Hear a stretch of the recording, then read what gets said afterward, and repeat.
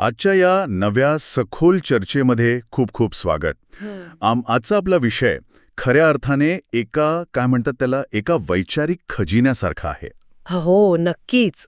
कारण आज आपण महाराष्ट्राची सांस्कृतिक आणि साहित्यिक संपदा आणि आपली राष्ट्रीय प्रतीके यावर लक्ष केंद्रित करणार आहोत. या प्रत्येक ऐतिहासिक टप्प्यामागे एक विशिष्ट विचार होता, जो आजच्या काळातही तितकाच लागू पडतो.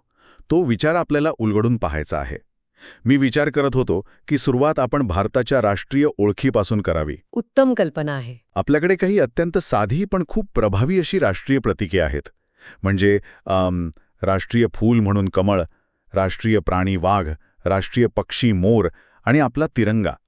आता कमळ किंवा वाघच का निवडला गेला, यामागे एक मोठा विचार असावा नाही का? निश्चितच.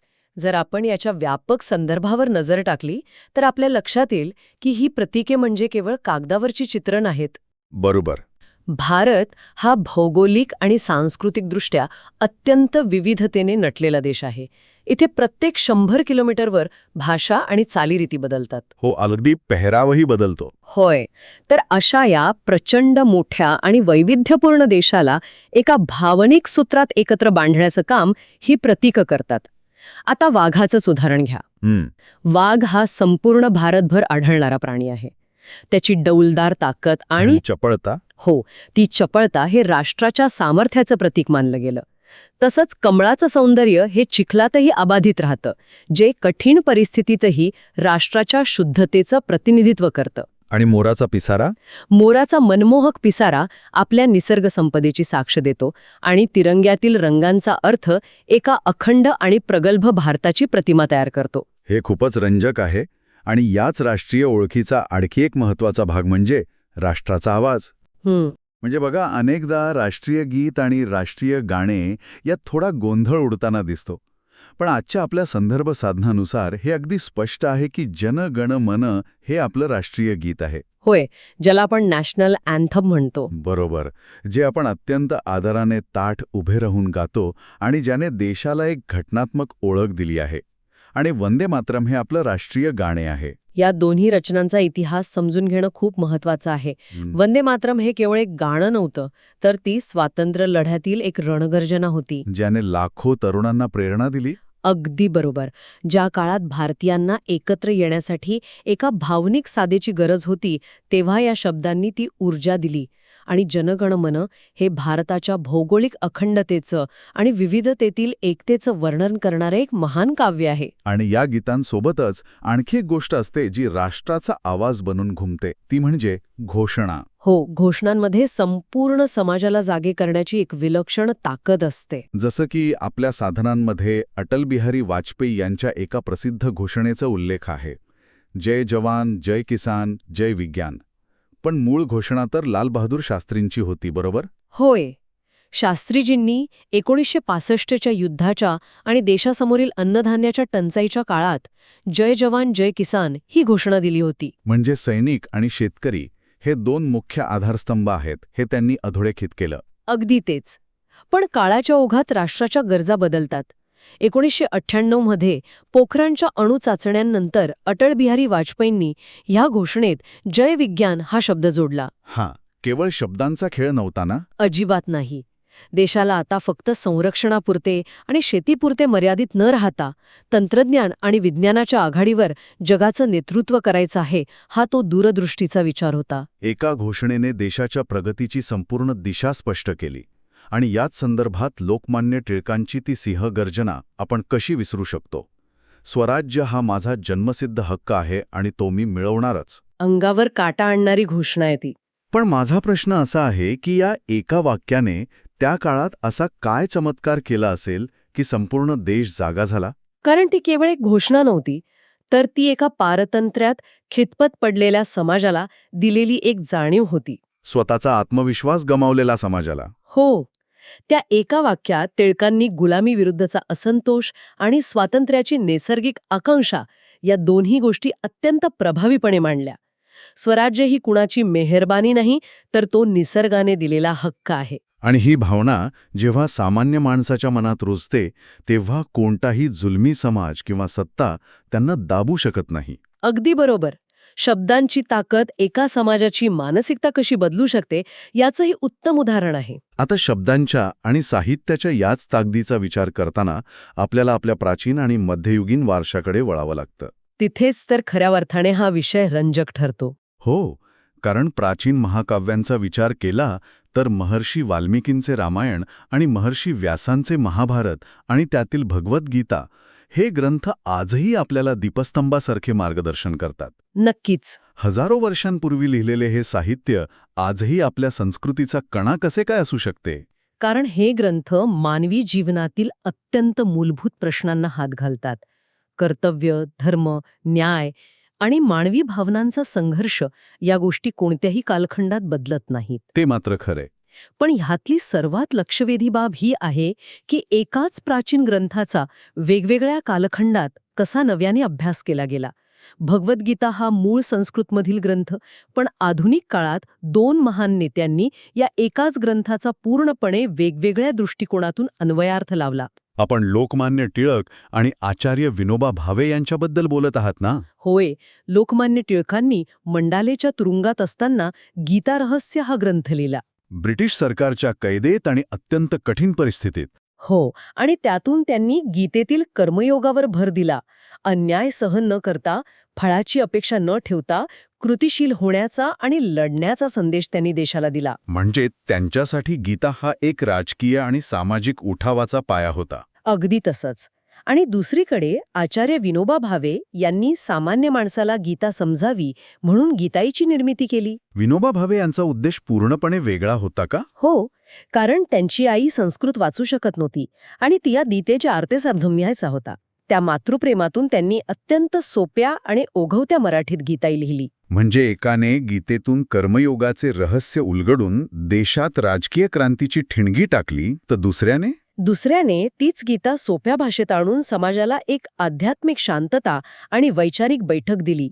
एकाच ग्रंथाचे हे 2 पूर्णपणे वेगळे पण तितकेच महत्वाचे आयाम आहेत. हा खरोखरच अवाक करणारा पैलू आहे. आणि जेव्हा ज्ञान सोप्या भाषेत आणण्याचा विषय निघतोच, तेव्हा महाराष्ट्राच्या संत परंपरेचा उल्लेख तर व्हायलाच हवा. तो तर अविभाज्य भाग आहे. आपल्या साधनांमध्ये या संत साहित्याची एक अप्रतिम यादी दिली आहे.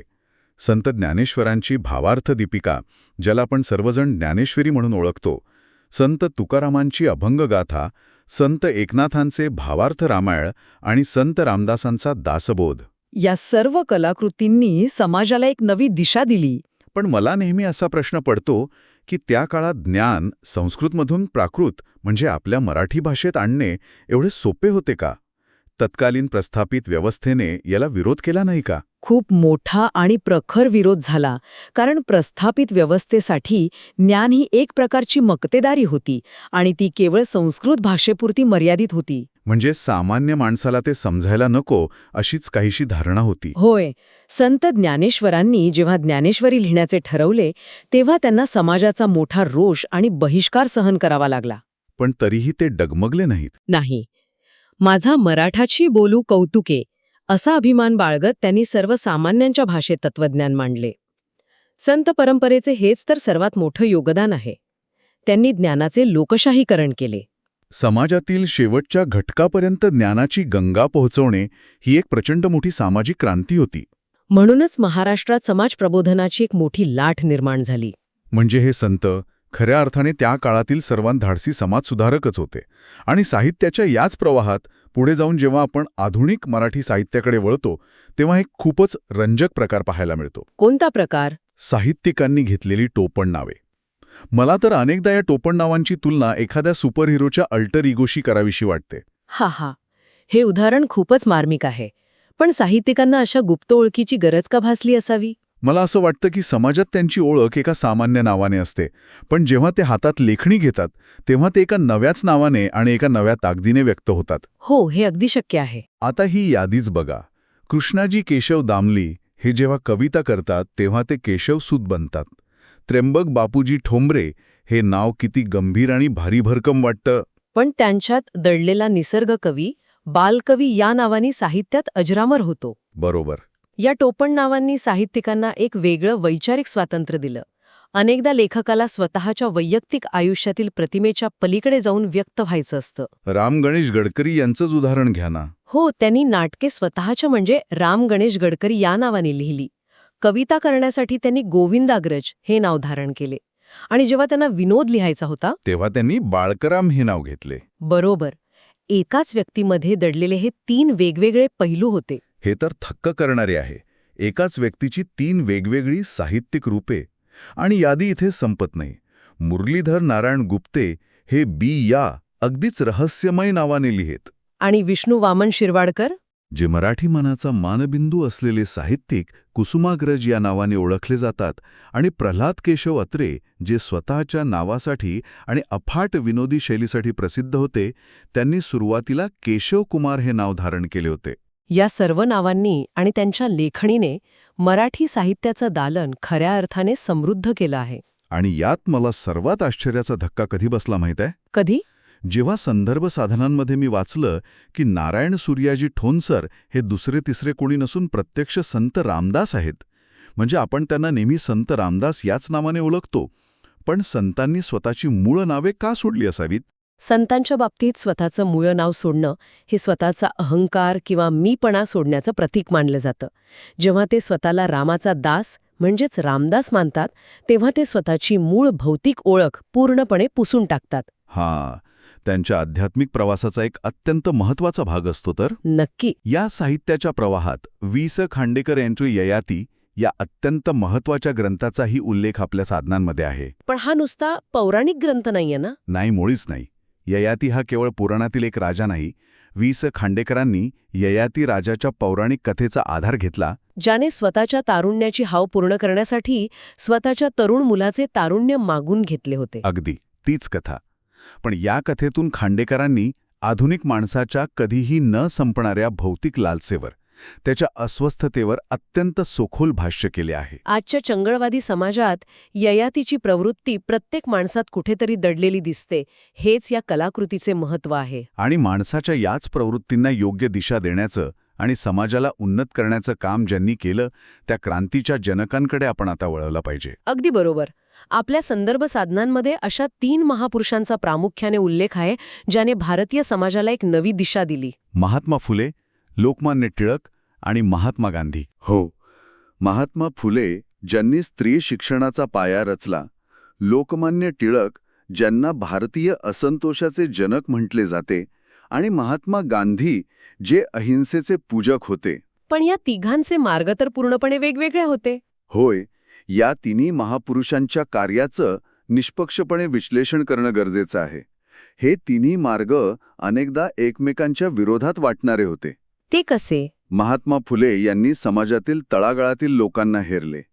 त्यांच्या मते अज्ञानामुळेच समाजाची पिछेहाट होत होती. त्यामुळे त्यांनी शिक्षणाचा मार्ग निवडला.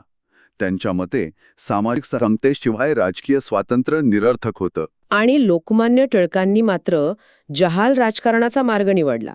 केसरीमधून त्यांनी ब्रिटिशांविरुद्ध थेट लढा पुकारला. होय, राजकीय स्वातंत्र्य आधी मिळालं पाहिजे असं त्यांचं ठाम मत होतं. तर महात्मा गांधींनी जगाला अचंबित करणारा अहिंसेचा आणि सत्याग्रहाचा पूर्णपणे नवीन मार्ग दाखवून दिला. मग हे वेगवेगळे मार्ग एकाच ध्येयाकडे कसे जात होते? ते वेगवेगळ्या नद्यांसारखे होते, ज्या शेवटी एकाच महासागराला जाऊन मिळतात. महात्मा फुलेंनी समाजाला वैचारिकदृष्ट्या तयार केलं, आणि लोकमान्य टिळकांच्या जहाल लेखणीने लोकांच्या मनातील ब्रिटिशांबद्दलची भीती काढून टाकली. बरोबर.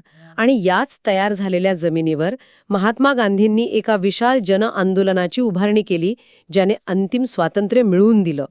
मार्ग भिन्न असले तरी अंतिम ध्येय मानवी हक्कांची जपणूक हेच होतं. आणि या सर्व संघर्षाचे आणि लढ्याचे अंतिम फळ म्हणजे आपले संविधान. म्हणूनच 26 नोव्हेंबर हा दिवस संविधान दिन म्हणून अत्यंत महत्त्वाचा मानला जातो. होय, हाच तो दिवस आहे जेव्हा भारताने एका लोकशाही प्रजासत्ताकाचा पाया असलेल्या संविधानाचा स्वीकार केला. फुले यांनी ज्या समतेचा विचार मांडला आणि टिळक गांधींनी ज्या स्वातंत्र्यासाठी लढा दिला, ते सर्व मूल्य या संविधानात सामावलेले आहे. संविधानाने या सर्व वैचारिक लढ्यांना एक कायदेशीर अधिष्ठान दिलं. आणि हा लढा तिथेच संपला नाही. समाजातील उपेक्षितांसाठी आजही लढा सुरूच आहे. तुमच्या संदर्भातील सिंधुताई सपकाळ यांच्या मी वनवासी या आत्मचरित्राचा उल्लेख इथे अतिशय समर्पक ठरतो. होय, ते पुस्तक खरोखरच अंगावर काटा आणणारे आहे. एका स्त्रीने स्वतःच्या आयुष्याचे किती भीषण चटके सोसले, समाजाचा तिरस्कार सहन केला. तरीही हार न मानता हजारो अनाथ मुलांची माई होण्यापर्यंतचा तिचा प्रवास हा थक्क करणारा आहे. हे पुस्तक केवळ आत्मचरित्र नाही, तर ती एक सामाजिक लढाई आहे. आणि या संघर्षाच्या प्रवासात आपण अनेकदा वेळेचे टप्पे साजरे करतो. आपल्या माहितीत सुवर्ण महोत्सव आणि हीरक महोत्सव याचाही उल्लेख आहे. 50 वर्ष पूर्ण झाल्यावर आपण सुवर्ण महोत्सव साजरा करतो आणि 60 वर्षांसाठी हीरक महोत्सव. वेळेचे टप्पे साजरे करण्याची ही पद्धत माणसाला आपल्या इतिहासाची आणि प्रगतीची जाणीव करून देत असते. तर मग या सगळ्या प्रवासाचा नेमका अर्थ काय? आपण राष्ट्रीय प्रतीकांपासून सुरुवात केली, संतांचे साहित्य पाहिले, समाजसुधारकांचे मार्ग समजून घेतले. यातून एका सामान्य व्यक्तीने नेमके काय घ्यायचंय? या सर्व चर्चेचा निष्कर्ष काढायचा झाला तर आपण हेच सांगू शकतो की ही केवळ परीक्षेसाठी पाठ करायची ऐतिहासिक यादी नाही. ही एका अत्यंत प्रगल्भ, विचारशील समाजाची ओळख आहे. राष्ट्रीय प्रतीके आपल्याला एकतेचा संदेश देतात, संतांचे साहित्य नैतिक अधिष्ठान देते आणि समाजसुधारकांचे कार्य आपल्याला अन्यायाविरुद्ध लढण्याची प्रेरणा देते. आणि हे सगळं जाणून घेण्याचा रोजच्या जीवनात काय उपयोग? तर कोणत्याही बैठकीत किंवा चर्चेत आपल्या मुळांची माहिती असणं हे एका सुजाण आणि वेल इन्फॉर्म्ड व्यक्तीचं लक्षण मानलं जातं. केवळ माहितीचा साठा असणं वेगळं आणि त्या माहितीचा आपल्या आजच्या जगण्याशी असलेला संबंध समजणं पूर्णपणे वेगळं. आजची ही चर्चा खरोखरच खूपच उद्बोधक होती. आपल्याच आजूबाजूला असलेल्या या माहितीमध्ये किती खोल अर्थ दडलेला आहे हे आज नव्याने उलगडले. त्याचा नव्याने अन्वयार्थ लावला. होय. आता आपण आजच्या काळाचा विचार करूया. आजचा समाज हा आधुनिक तंत्रज्ञानाच्या माहितीच्या अफाट गराड्यात आणि एक प्रकारच्या डिजिटल गोंधळात पूर्णपणे अडकलेला आहे. एक विचित्र अस्वस्थता आजच्या समाजात आहे. मग अशा या आधुनिक काळातील ताणतणाव सोडवण्यासाठी आज आपण ज्या अथांग साहित्यिक संपत्तीची चर्चा केली त्यापैकी कोणता ग्रंथ किंवा विचारवंतांचा प्रवाह आपल्याला एक नवीन मार्ग दाखवू शकेल आणि आजच्या या कृत्रिम बुद्धिमत्तेच्या युगात त्या प्राचीन विचारांचा नवा अन्वयार्थ नेमका कसा असेल? खरोखरच स्वतःच्या आत डोकावून पाहायला लावणारा आणि समाजाची दिशा शोधायला लावणारा प्रश्न आहे. या प्रश्नाचं उत्तर कदाचित आपल्याच जुन्या ग्रंथालयातील एखाद्या पुस्तकाच्या पानावर आपली वाट पाहत दडलेलं असू शकेल. या एका प्रगल्भ आणि शांत विचारासोबतच आपण आजची ही सखोल चर्चा इथेच थांबूया. ऐकत राहिल्याबद्दल आणि या वैचारिक प्रवासात सहभागी झाल्याबद्दल खूप खूप धन्यवाद.